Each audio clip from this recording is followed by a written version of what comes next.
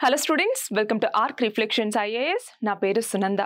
ఇవాళ మనం మాట్లాడుకోబోయే topic stubble burning కి సంబంధించి పంట వ్యర్థాల దహనం అంటాము. మనం చూస్తే ప్రతి ఇయర్ కూడా శీతాకాలం వచ్చేసరికి ఢిల్లీలో వస్తున్నటువంటి పొల్యూషన్ కి చుట్టుపక్కల ఉన్నటువంటి ప్రాంతాల్లోని స్టబుల్ బర్నింగ్ మేజర్ రీజన్ గా మనం చెప్తాము. సో దానికి సంబంధించినటువంటి ఒక కేసులో సుప్రీంకోర్టు ఏం చెప్పింది, దానికి సెంటర్ ఎలాంటి సమాధానం ఇచ్చింది, అసలు మనకు రైట్ టు ఎన్విరాన్మెంట్ అన్నటువంటి దానికి సంబంధించి ఏమేం ఆర్టికల్స్ అన్నటువంటివి రాజ్యాంగంలో వర్తిస్తాయి, అసలు స్టబుల్ బర్నింగ్ అంటే ఏంటి, ఈ రైతులు ఎందుకు స్టబుల్ బర్నింగ్ ని చేస్తూ ఉన్నారు, ఏమైనా ఆల్టర్నేటివ్స్ ని మన భారత ప్రభుత్వం కానీ స్టేట్ గవర్నమెంట్స్ కానీ తీసుకొచ్చాయా, సో ఏంటి వీటికి సంబంధించి సొల్యూషన్, ఇవన్నీ కూడా మనకి ఎగ్జామ్ పాయింట్ ఆఫ్ వ్యూలో చాలా చాలా ఇంపార్టెంట్. డైరెక్ట్ గా ఇంటర్వ్యూలో కూడా ఈ క్వశ్చన్స్ అడగచ్చండి. సో స్టబుల్ బర్నింగ్ కి సంబంధించి సుప్రీంకోర్టు ఇలా చెప్పింది కదా, మరి మీ ఒపీనియన్ ఏంటి అని అడిగినప్పుడు కూడా మనము ఈ స్టేట్మెంట్స్ ని యూజ్ చేసుకోవచ్చు. సో ఇక్కడ ఏమైంది అంటే స్టబుల్ బర్నింగ్ కి సంబంధించి సుప్రీంకోర్టు ఏమని చెప్పింది, ఈ స్టబుల్ బర్నింగ్ చేసే రైతులు ఎవరైతే ఉంటారో వాళ్ళకి పనిష్మెంట్ ఇవ్వచ్చు కదా. అంటే ఏంటి, వాళ్ళని జైల్లో కొంతమందినైనా పెడితే సో మిగతా వాళ్ళకి అది ఒక కనువిప్పు లాగా ఉంటుంది. సో మిగతా వాళ్ళు ఎన్విరాన్మెంట్ ని ప్రొటెక్ట్ చేయాలి అన్నటువంటి ఆలోచనకి వస్తారు అన్నట్టుగా సుప్రీంకోర్టు చెప్పిందనమాట. సో క్రిమినల్ ప్రాసిక్యూషన్ అన్నటువంటిది చేయవచ్చు కదా అన్నట్టుగా. సో దానికోసం ఒక సపరేట్ లెజిస్లేషన్ కావాలంటే తీసుకురండి అని కూడా చెప్పిందనమాట. అయితే దానికి సెంట్రల్ గవర్నమెంట్ ఏమి చెప్పింది, లేదు లేదు ఇలా క్రిమినలైజేషన్ అన్నటువంటిది చేయలేము, సో ఫార్మర్స్తో కొలాబరేషన్ అండ్ కోఆర్డినేషన్ అన్నటువంటిది మాత్రమే దీనికి పరిష్కారం. ఎందుకని, ఫర్ ఎగ్జాంపుల్ ఒక చిన్న ఏకర్ ఉన్నటువంటి ఒక రైతు ఉన్నారు. సో ఆ రైతు స్టబుల్ బర్నింగ్ కి వెళ్ళినప్పుడు ఆయన్ని అరెస్ట్ చేస్తే అతని మీద డిపెండ్ అయి ఉన్నటువంటి తన ఫ్యామిలీ ఏమవుతుంది. సో అంత చిన్న సన్నకారు రైతులు ఎవరైతే ఉంటారో వాళ్ళని అరెస్ట్ చేయటం అన్నటువంటిది కరెక్ట్ కాదు. సో వాళ్ళలో అవేర్నెస్ తీసుకురావటం ఇలాంటివన్నీ చేయాలి అన్నట్టుగా సెంట్రల్ గవర్నమెంట్ చెప్పింది. ఫర్ ఎగ్జాంపుల్ పంజాబ్కి సంబంధించి చూసుకుందాం. ఇంతకుముందు దాదాపు 70,000కి పైగా స్టబుల్ బర్నింగ్ కేసెస్ అన్నటువంటివి నమోదవుతుంటే అవి ఇప్పుడు 10,000, 11,000కి తగ్గిపోయాయన్నమాట. అంటే అవేర్నెస్ కావచ్చు, మిగతా ఇనిషియేటివ్స్ కావచ్చు, వీటన్నింటి రిజల్ట్ అని చెప్పొచ్చు. బట్ ఇంకా స్టబుల్ బర్నింగ్ అన్నటువంటిది జరుగుతోంది అన్నట్టుగా కొంతమందినైనా జైల్లో పెట్టండి, అప్పుడు మిగతా వాళ్ళకి దాని గురించి విలువ తెలుస్తుంది అన్నట్టుగా సుప్రీంకోర్టు అన్నమాట. ఇవి ఈ వాదనలు. అయితే ఇక్కడ సుప్రీంకోర్టు ఏమని చెప్పింది, సెంట్రల్ గవర్నమెంట్ ఏదైతే ఉందో ఇది మీరు సరిగ్గా పని చేయట్లేదు. మనం చూస్తే చూడండి, ఓట్ బ్యాంక్ పాలిటిక్స్ అన్నటువంటివి ఇక్కడ కరెక్ట్ కాదు. క్యారెట్ అండ్ స్టిక్ పాలసీ ఉండాలి. అంటే ఏంటి, రైతులకి మనం సబ్సిడీలు ఇవ్వటం, రివార్డ్స్ ఇవ్వటం ఇవి మాత్రమే కాదు, అప్పుడప్పుడు పనిష్మెంట్స్ కూడా ఇవ్వాలి. ఎందుకని, కరెక్టే, రైతులు చాలా విలువైనటువంటి వ్యక్తులు. మనకి భోజనం కావాలి అంటే అది రైతుల యొక్క కష్టం మీదే వస్తుంది. కానీ అలా అని మన యొక్క ఎన్విరాన్మెంట్ని ప్రొటెక్ట్ చేసేటటువంటి బాధ్యత వాళ్ళకి లేదంటారా అన్నటువంటిది సుప్రీంకోర్టు అడిగిందనమాట. మరి అది మాత్రమే కాదు, సెలెక్టివ్ పీనలైజేషన్ అన్నటువంటిది పెట్టడం ద్వారా మిగతా వాళ్ళకి కనువిప్పు అన్నటువంటిది ఉంటుంది. ఒకవేళ గనక మీరు ఇది చేయకపోతే మ్యాండమస్ అన్నటువంటి దీనిని నేను ఇవ్వాల్సి ఉంటుంది అన్నట్టుగా మనకి రిట్స్ అనేసి ఉన్నాయన్నమాట. ఏ ఆర్టికల్ కింద మీరు కమెంట్ సెక్షన్లో చెప్పండి, ఏ ఆర్టికల్ కింద మన రాజ్యాంగంలో ఇటు హైకోర్టు ఇటు సుప్రీంకోర్టు ఇవి రెండు రిట్స్ ని జారీ చేయగలవు అన్నటువంటిది.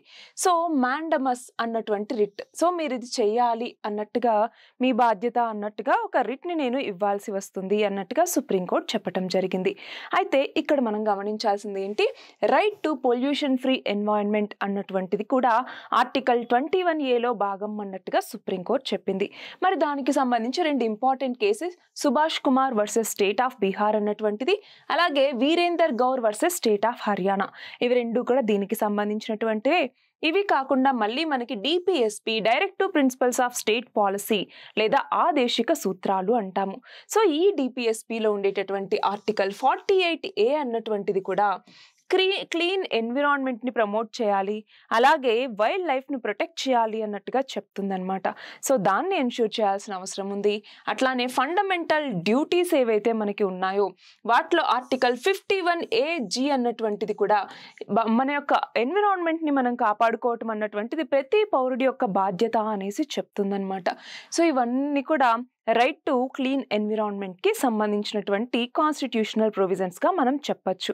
మరి ఇక్కడ చూడండి, ఫార్మర్స్ అసలు ఎందుకు ఈ పంట వ్యర్థాలని దహనం చేస్తూ ఉన్నారు అంటే, ఎస్పెషల్లీ నార్త్ ఇండియాకి వచ్చేసరికి, for example Punjab, Haryana, UP ఇలాంటి స్టేట్స్లోకి వచ్చేసరికి ఏమవుతుందంటే, వరి పండించిన తర్వాత వాళ్ళకి నెక్స్ట్ పంటకి అంటే గోధుమ పంటకి జనరల్గా వెళ్తూ ఉంటారు. సో ఆ మధ్య టైం ఏదైతే ఉందో అది చాలా తక్కువ టైం ఉంటుందన్నమాట. సో అందుకనేసి వాళ్ళు ఈజీగా ఈ స్టబుల్ని బర్న్ చేసేసి తర్వాత గోధుమ పంటను వేసుకోవటం అనేది జరుగుతుంది. సో జనరల్గా ఇదనమాట. అయితే ఇక్కడ ఏమవుతుంది, గవర్నమెంట్ కొన్ని ఇనిషియేటివ్స్ని తీసుకొచ్చింది. ఫర్ ఎగ్జాంపుల్, మీరు మిషన్స్ని వాడండి, స్టబుల్ బర్నింగ్ అన్నటువంటిది చేయొద్దు, ఇది వ్యర్థాలకి సంబంధించి మిగతా పొల్యూటెంట్స్ని ప్రేరేపిస్తోంది అన్నట్టుగా అవేర్నెస్ కల్పించటం, వివిధ రకాల యంత్రాలని ఇంట్రడ్యూస్ చేయటం, ఇవన్నీ చేసినా కూడా ఫర్ ఎగ్జాంపుల్ ఒక చిన్న ఎకరా ఉండేటటువంటి ఒక ఫార్మర్ ఒక మిషన్ని కొని దాంతో ఇక్కడ స్టబుల్ బర్నింగ్ కాకుండా దాన్ని రిమూవ్ చేయగలిగినంత అఫోర్డ్ చేయగలరా అన్నటువంటిది కూడా ఒక క్వశ్చన్ అన్నమాట. సో ఇన్పుట్ కాస్ట్ అన్నటువంటిది పెరిగిపోతూ ఉండటం వల్ల కూడా రైతులు దాన్ని అఫోర్డ్ చేయలేకపోతూ ఉన్నారు. అలాగే ఇంకో ఆల్టర్నేటివ్ ఏంటి, హ్యాపీ సీడర్ అన్నటువంటిది. సో ఏంటి హ్యాపీ సీడర్ అన్నటువంటిది, ఇది ఒక మిషన్ అనమాట. సో ఇది ఏం చేస్తుందంటే, ఆల్రెడీ ఏదైతే స్టబుల్ అన్నటువంటిది, రైస్ స్టబుల్ అన్నటువంటిది ఉంటుందో ఆ పంట వ్యర్థాన్ని పూర్తిగా తీసేయనక్కర్లేకుండా మనకి భూమిలోకి జస్ట్ టిల్లింగ్ అన్నటువంటిది చేసి ఒక హోల్ లాగా పెట్టేసి అందులో గోధుమ విత్తనాలని పెట్టేసి దాన్ని కవర్ చేసేస్తుంది అనమాట స్టబుల్తో, అంటే రైస్ స్టబుల్తో. సో అది ఒక ఎరువులాగా పనిచేస్తుంది అనమాట. అది హ్యాపీ సీడర్ అన్నటువంటి మిషన్. సో మనం స్టబుల్ బర్నింగ్ అన్నటువంటి చేయకుండా ఇది ఒక ఆల్టర్నేటివ్ అన్నట్టుగా కూడా ప్రవేశపెట్టారనమాట. సో ఇవన్నీ ఇనిషియేటివ్స్ మళ్ళీ చూద్దాం మనము.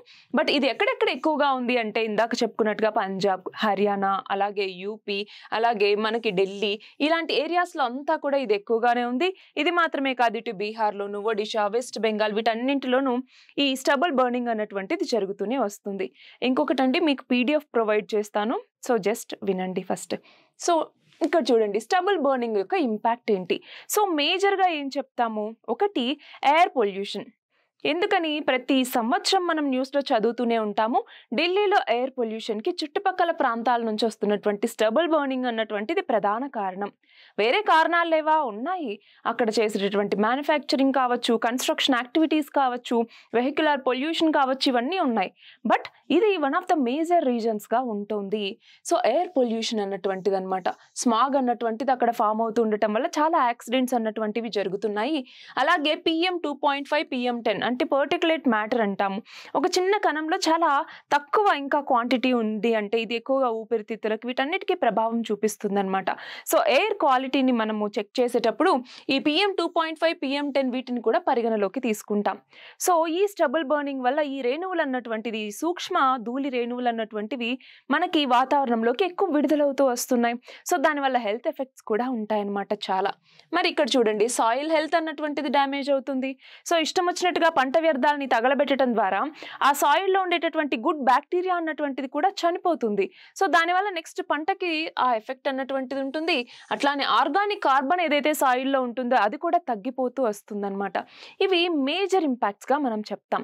మరి వీటికి సంబంధించి గవర్నమెంట్ ఎలాంటి ఇనిషియేటివ్స్ తీసుకొచ్చింది, ఇందాక అనుకున్నాం ఏంటి, హ్యాపీ సీడర్ అన్నటువంటి టెక్నాలజీ కావచ్చు, అట్లానే స్టబుల్ బర్నింగ్ అన్నటువంటిది కాకుండా ఆ స్టబుల్ని మనం గవర్నమెంట్ కావచ్చు, లేకపోతే ప్రైవేట్ వాళ్ళు కావచ్చు, వాళ్ళకి అమ్మటం ద్వారా వచ్చేటటువంటి మనీ ఏదైతే ఉంటుందో, సో ఎకానమీ పరంగా కూడా వాళ్ళకి కొంత బెనిఫిట్ అన్నటువంటిది రైతులకి చేకూరుతుందన్నమాట. అలా కావచ్చు. అట్లానే మిషనరీ ఎక్విప్మెంట్ ఏదైతే వాళ్ళు తీసుకుంటారో దాని మీద 50% సబ్సిడీ ఇవ్వడం ద్వారా ఎక్కువ మంది మిషనరీ వైపుగా వెళ్ళటానికి మొగ్గు చూపించేలాగా చేయటం. అలాగే బయోమాస్ ప్రాఫిట్ షేరింగ్ అనమాట. అంటే ఏంటి, ఇదిగో ఈ యొక్క ఏదైతే స్టబుల్ అన్నటువంటిది ఉందో, రైస్ స్టబుల్, దీన్ని మాకు అమ్మటం ద్వారా మేము బయోడీజిల్ ఇలాంటి వాటిని తయారు చేస్తాము. సో దానివల్ల ఏమవుతుంది, బయోఫ్యూయల్ అన్నటువంటి తయారవుతుంది, రైతుకు ఇక్కడ ఆదాయం అన్నటువంటిది వస్తుంది. అలానే పూసా డీకంపోజర్ అంటే ఏంటి, ఇక్కడ ఈ స్టబుల్ ఏదైతే ఉందో ఆ స్టబుల్ని రిమూవ్ చేయకుండా ఒక బయో ఎంజైమ్ని వాడతారనమాట. సో ఆ బయో ఎంజైమ్ని ఆ పొలంలో స్ప్రెడ్ చేయటం ద్వారా విత్ ఇన్ 20 to 25 డేస్లోనే ఆ యొక్క స్టబుల్ ఏదైతే ఉందో అది మాన్యూర్గా మారిపోతుంది, ఎరువుగా మారిపోతుంది. సో నెక్స్ట్ పంటకు అది బాగా ఉపయోగపడుతుంది అనమాట.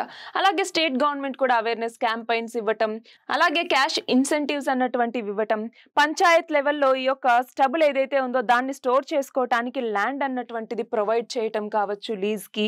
సో ఇలాంటి చాలా ఇనిషియేటివ్స్ని గవర్నమెంట్ కూడా తీసుకురావటం జరిగింది. సో సింపుల్గా మనం చెప్పాలి అంటే రైట్ టు ఎన్విరాన్మెంట్ అన్నటువంటిది చాలా చాలా ఇంపార్టెంట్. ఇది ఫండమెంటల్ రైట్, ఆల్రెడీ మనం చెప్పుకున్నాం ఆర్టికల్ 21A కింద. అలాగే ఇది స్టేట్ డ్యూటీ కూడా, మనకి రైట్ టు క్లీన్ ఎన్విరాన్మెంట్ని ప్రొవైడ్ చేయటం అన్నటువంటిది. అలాగే ఇది సిటిజన్ డ్యూటీ కూడా, మనం చదువుకున్నటువంటి ఆర్టికల్స్ అన్ని దీనికి వర్తిస్తాయి.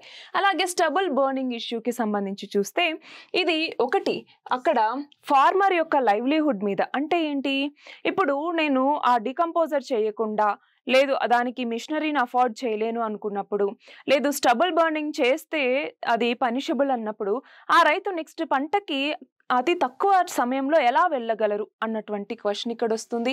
అట్లానే ఎన్వైరన్మెంటల్ హెల్త్ అన్నటువంటిది చాలా ఇంపార్టెంట్. అలాగే గవర్నెన్స్. సో ఇవన్నీ కూడా బ్యాలెన్స్ చేయాల్సి వస్తుంది అనమాట. ఇది మాత్రమే కాదు, ఒక బ్యాలెన్స్డ్ పాలసీ అన్నటువంటిది ఉండాలి. రైతులకి టెక్నాలజికల్ సపోర్ట్ అన్నటువంటిది ఇవ్వాలి, వాళ్ళకి కావాల్సినటువంటి అవేర్నెస్ ఇవ్వటం, ఇన్సెంటివ్స్ అన్నటువంటివి ప్రొవైడ్ చేయటం, అలాగే ఎక్కువగా వాళ్ళని ఎన్విరాన్మెంటల్ ప్రొటెక్షన్కి సంబంధించి వాళ్ళని ఇన్వాల్వ్ చేయటం. ఇవన్నీ చేయగలిగినప్పుడే ఇటు రైతులకి సంబంధించి వాళ్ళ యొక్క పంటలు అన్నటువంటివి కరెక్ట్ టైంకి వెళ్తాయి, ఇటు ఎన్విరాన్మెంటల్ డ్యామేజ్ అన్నటువంటిది కూడా జరగదు. సో దీన్ని బ్యాలెన్స్ చేయాల్సినటువంటి అవసరం ఎంతైనా ఉందన్నమాట. ఇది ఇవాల్టి మన article. All the very best and thank you very much.